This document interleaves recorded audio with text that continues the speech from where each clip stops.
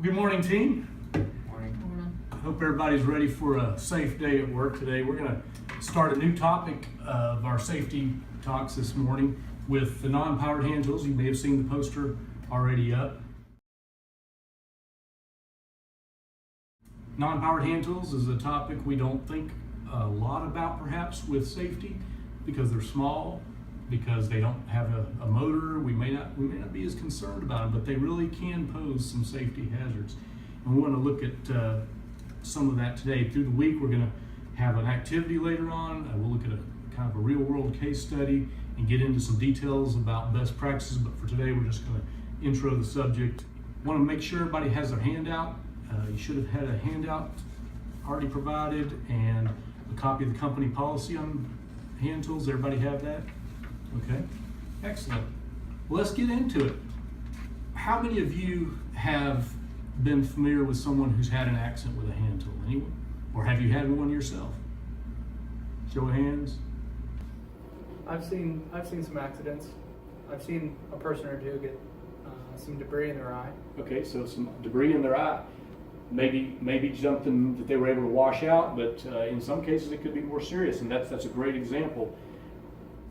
A couple things about hand tools that really pose hazards to us, and that's misuse and improper maintenance. If we can avoid those two and they're fairly easily prevented, then we're going to be good most of the time. A couple points at the top of your handout under overview. See, keeping your hand tools in good repair. We want to see using the right tool for the right job. If we're trying to use a blade, and I'll admit being tempted to do this, sometimes I've got a blade, maybe not a utility knife like this one that I'm tempted to use as a screwdriver on a small screw maybe. Better if you use the right tool. Wear the right PPE for the job. Be aware that for hand tools, occasionally there's a special PPE that's statistic with you. How common do you think hand tool injuries are? They happen every day? Do you think serious injuries, not just a bump or a bruise? I would probably say they're more common than they're reported. Probably a lot that don't get reported. Did you know over 52,000 hand tool related workplace injuries involving days away from work were recorded in 2015 alone? So again, we don't think so much about it, but in 1 year we're talking tens of thousands of injuries that actually require time away from work. So that's important. That's important for each of us individually, but it's important to our company as well to keep you guys as safe and healthy as possible. What questions do you have about non-powered hand tool safety right now, or about what we're going to be covering the rest of the week in our pre-shifts? Well, thanks for participating, and you guys work safe. Thank you.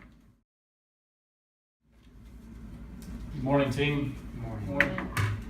Well, we're on our second day of non-powered hand tool safety. Well, today we're going to get into some of the best practices.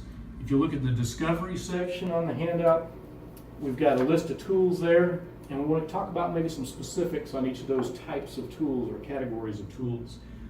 How about impact tools? We're talking about hammers, maybe wedges or drift pins, other items, tools that are struck. What would you think might be a particular hazard related to those sorts of tools? Well, if you're striking them with a hammer, you certainly could miss part of the wedge and hit your finger. That's right. A hammer can hit a finger fairly easily. I think many of us have been there, done that. Knives, scissors, other cutting, sharp edge tools like our utility knife here.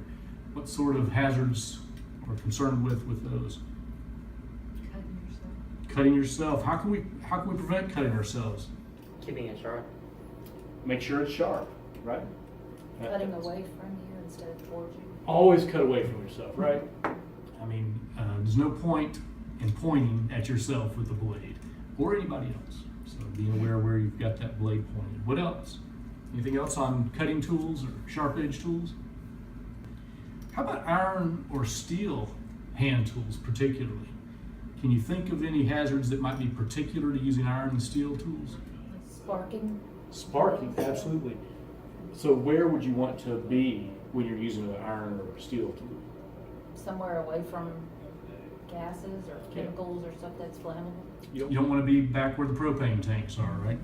you would be aware of any flammable, could be paint, flammable or volatile gases or materials nearby, so the sparks don't catch. What questions do you have about the details or best practices for our non-powered hand tools? All right, as you go out today to work, double check those hand tools in your area, see that they're properly maintained, and make sure you've got the right tool for the job.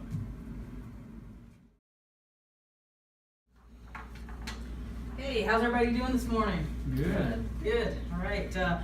Rob's working some issues on the line, so I still step in here and kind of cover for him for a few minutes. So we should be working on case studies, and I think you're on unpowered tools. Is that correct? Mm-hmm. Fantastic.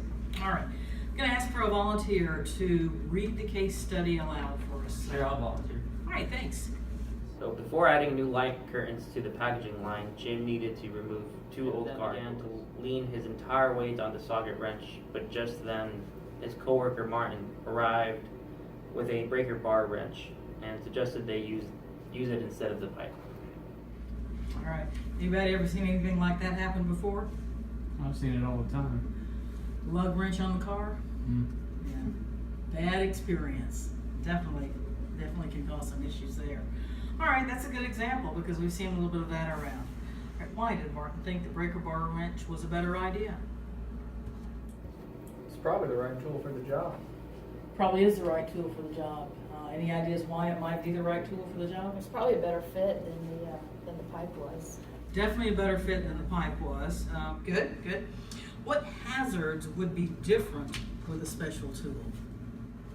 You just minimize your hazards with the specific tool as opposed to using something you're not supposed to use. That's definitely going to minimize the hazards, I agree.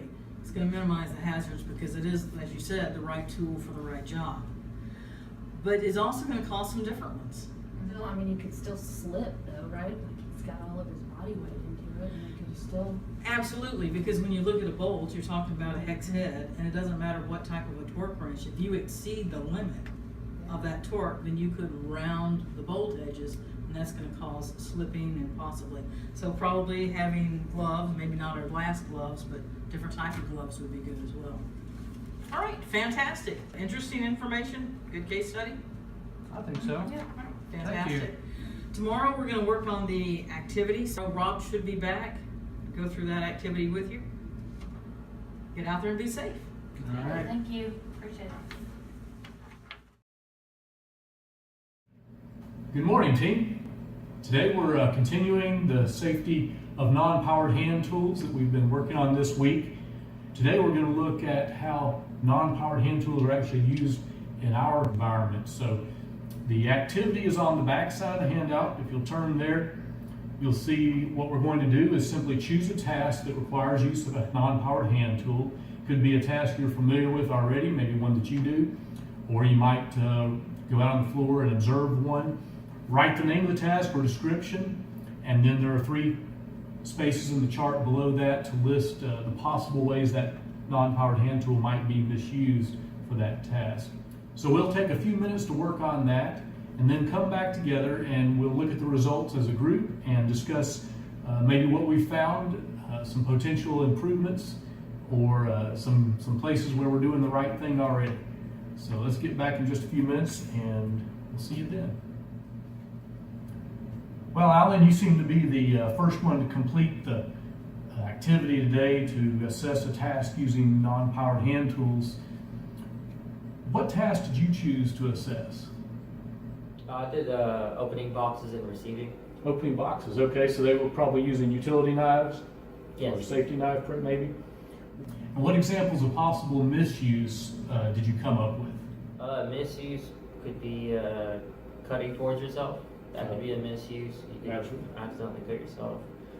Using a knife with a dull blade could cause a hazard, and you can apply too much force, and you could slip and cut yourself. Okay, good. Failing to wear any cut-resistant gloves would be a misuse because you could cut yourself. Because gloves can prevent you from cutting your Right. hand. Yeah. Kind of a last resort if you do hit your hand with the knife. Did you see any actual misuse going on? Not really. Okay, that's good. I Yes. think they've got the right procedures in place probably. Well, do you see how this sort of an assessment might also be useful in other parts of the plant with other tools as well? Absolutely. All right, well, thanks, great job. And we get everyone else's results, maybe we'll have some opportunities for improvement we can discuss as well. Good deal. Welcome this morning, wrapping up our non-powered hand tool safety topic. We'll kind of review what we've discussed this week and also talk a little bit about the regulations and standards that we referred to, and then reviewing, who can remember how many injuries in the United States each year, or from 2015 particularly, from non-powered hand tools? 55 something. 52,000, right? A lot of injuries from that. What kind of injuries might result from non-powered hand tools if they're misused or improperly maintained? Broken bones, loss of eyesight. So the results can be very serious. And how about some simple ways to prevent injuries by non-powered hand tools? Proper maintenance. If it's broken or in bad repair, replace or repair it. Absolutely. Use the right tool. Yeah, right tool. Using the right tool for the right job, making sure it's the right size, make sure it's designed for it. And then also making sure we have the right personal protective equipment, as we've mentioned a few times. In the OSHA reference, the general duty clause actually covers quite a bit. It's because it's the employer's job that everyone have a safe workplace, and properly using the right tools for the right job is part of that. But there's actually a specific standard, OSHA's 1926.301, if you ever want to look that up, specifically covers hand tools, as does OSHA 3080, hand and power tools. So a lot of the information in this handout came from those standards. Now, we've been covering non-powered hand tools this week. Next week we'll cover a new topic and some of those compatible offerings there. I think we've done Culture of Safety series already. How about we look at the PPE in practice next week? How's that sound? I think you guys have it, and I don't expect you to have any troubles using your non-powered hand tools. So let's go to work and be safe. Thank you.